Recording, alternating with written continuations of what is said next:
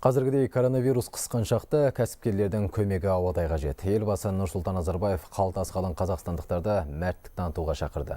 Осы бастамадан кейін арнайы құрылған қорға қаржы құйып жатқан кәсіпкер көбейген. Әріптесім кеңірек баяндайды. Аты жаман ауру апшыны қуырып барады. Індеттің ілмегіне ілінгендер күн сайын көбейіп жатыр. Әлемде қауіпті вирус жұқтырғандар саны 250 мыңға жуықтады. Солардың 10 мыңы ажал құшқан. Кесел біз айналып өтпеді. Осыған байланысты елбасы Нұрсұлтан Назарбаев халыққа үндеу жариялады. Осындай ауыр кезеңде мен барлық қазақстандықтарды ел президенті Қасым-Жомарт Тоқаев пен үкімет тарапынан іске асырылып жатқан шұғыл шараларды қолдауға шақырамын. Ел билігі коронавирустан қорғану үшін оның алдын алуға бағытталған кешенді шаралар қабылдады. Бұл ретте төтенше жағдайдың жариялануы маңызды және қажетті қадам. 90-шы жылдардағы тоқырауда торықпаған ел қазірде қаймықпауы қажет. Бізге керегі жұдырықтай жұмылып осы кеселге қарсы тұру. Ол үшін билік тарапынан қойылып жатқан шектеулерге түсіністік танытып, дәрігерлердің кеңесін екетпеу керек.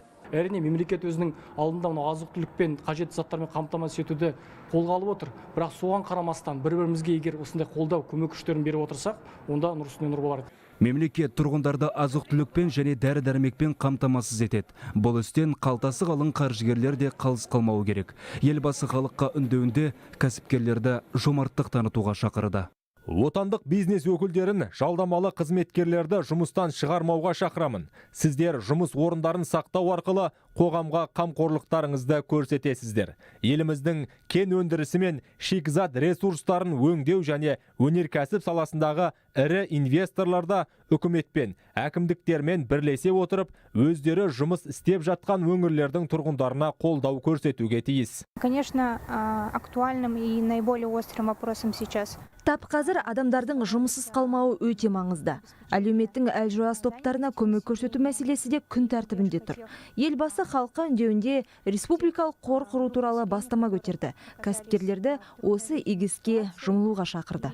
Нұрсұлтан Назарбаевтың тапсырмасымен тұңғыш президент қорынан және Нұр Отан партиясынан 350 миллион теңге ақша бөлінген. Бұл қаражат елордадағы және Алматы қаласындағы тұрмысы төмен отбасыларды қолдауға жұмсалады. Жауаптылар көмек көрсетуге кірісіп те кеткен.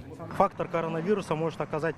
Коронавирустың кесірінен елдің әлеуеті біраз әлсіреуі мүмкін. Әсіресе тұрмысы төмен отбасылар қиын жағдайда қалады. Осыны ескерген елбасы, тұңғыш президент қоры және Нұр Отан партиясы жағдайы жұтаң жандарды қолдау үшін қомақты қаражат бөлу керек деген тапсырма берді. Елбасы халыққа үндеуінде республикалық қор құруды ұсынды. Түс ауа елдегі кәсіпкерлер осы қорға қаржы аудара бастады.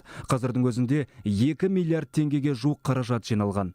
Нұрсұлтан Назарбаев елдің саулығы үшін аянбай еңбек етіп жатқан жандарды да қолдауға шақырды. Біз пандемиямен күрестің алдыңғы шебінде жүрген дәрігерлер мен медбикелерді, құқық қорғау органдары мен әскери қызметкерлерді қолдауымыз керек. Олардың иығына ауыр жүк түсіп, зор жауапкершілік артылып отыр.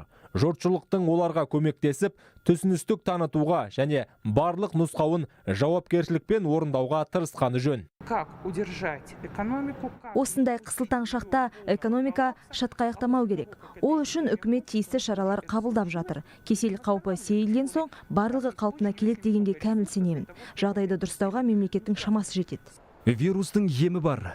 Ол тәртіп пен тазалық, бірлік пен сабыр.